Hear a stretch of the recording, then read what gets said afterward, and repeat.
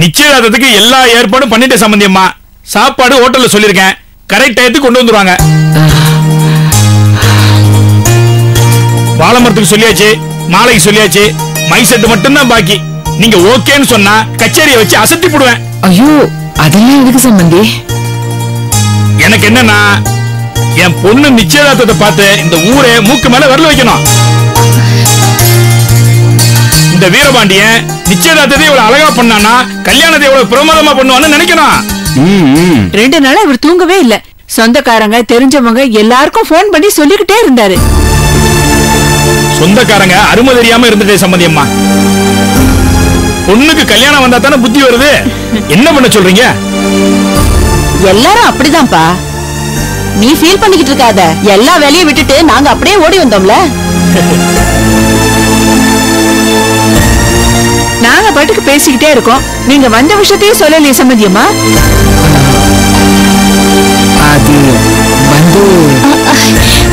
அது ஒண்ணும் இல்ல, சும்மாதான் வந்தோம். நிச்சயதார்த்த வேலையெல்லாம் எப்படி நடந்துட்டு இருக்குதுன்னு சும்மா பார்க்கதான் வந்தோம், வேற ஒண்ணும் இல்ல.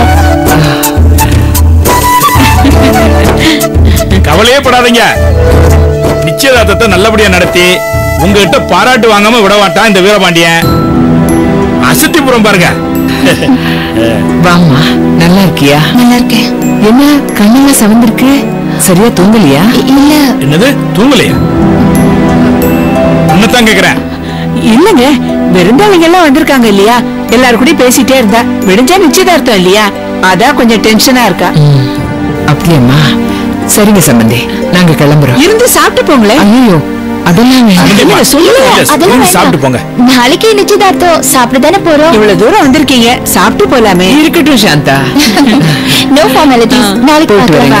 வரேம்மா, போயிட்டு வரேங்க. வரேங்க. வாங்க வாங்கம்மா.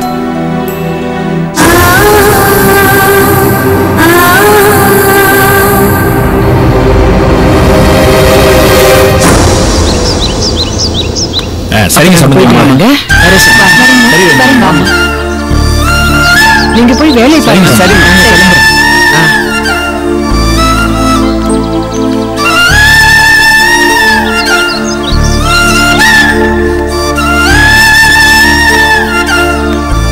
அத்தை, இப்ப என்ன பண்றது?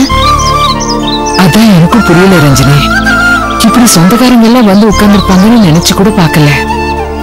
இப்ப போய் நிச்சயதார்த்தத்தை தள்ளி வைங்கன்னு எப்படி கேக்குறது? அதுவும் அவரோட சந்தோஷத்தை பார்த்தா கொஞ்சம் பயமா தான் இருக்கு. சரி, இப்படிதான் நடக்கணும்னு இருந்தா யாரால மாத்த முடியும்? இனிமே ஒண்ணும் பண்ண முடியாது. வா, ஆக வேண்டிய வேலையை பார்ப்போம். சரி.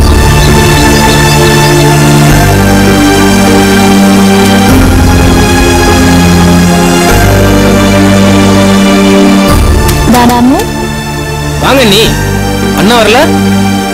நான் உன்னை கேட்கலான்னு வந்தா நீ என்ன கேக்குறியா? அவர் இங்கதான் இருப்பாருன்னு வந்த. நேதிக்கு ஃபுல்லா வரல. நீ நானே என்னடா ஆச்சு, உடம்புக்கு ஏதாவது சரியில்லையான்னு யோசிச்சுட்டு இருந்தேன். போன் பண்ணி பேசுனியா? நிறைய தடவை போன் பண்ணேன், சுவிட்ச் ஆஃப்னு வருது.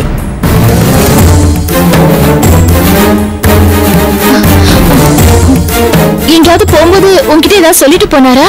இல்ல நீ 2 நாள் முன்னாடி டல்லா இருந்தாரு. என்னென்ன ஒரு மாதிரியா இருக்கீங்கன்னு கேட்டேன். சூர்யா அண்ணனுக்கு கல்யாணம் பண்ண போறதா வீட்டுல பேசிட்டு இருந்ததா சொன்னாரு.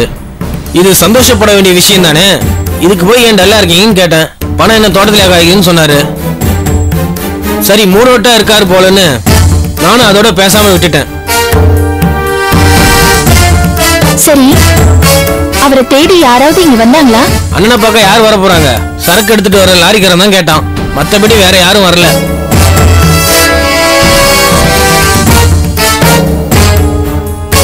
சரி, வியாபாரம் நல்லா போகுதுல்ல?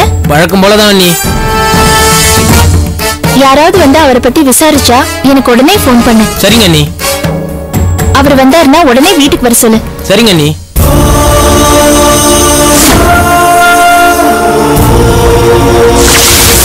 சார், சூர்யா எனக்கு ஒரே தம்பி.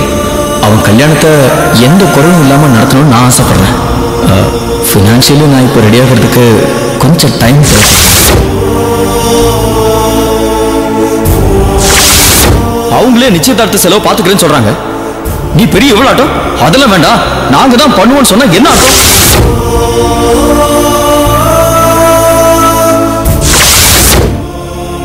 எத்தனை தடவை நீ செய்யறது பிடிக்காம உன்னை திட்டு இருக்க, கண்டிச்சிருக்க, ஏன் கை நீட்டு அடிச்சிருக்க.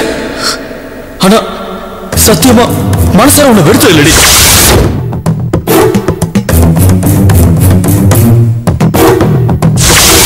ஏன்டா இப்படி பொறுப்பில்லாம பேசுற? நீ வராம நாங்க எப்படிடா புடவை எடுக்கிறது கல்யாண பொண்ணுக்கு? எனக்கா புடவை எடுக்க போறீங்க? நானா கட்டிக்க போறேன். ஏன்டா இப்படி எரிஞ்சு விழுற? ஒண்ணு பார்க்க போல அதெல்லாம் முடியும்.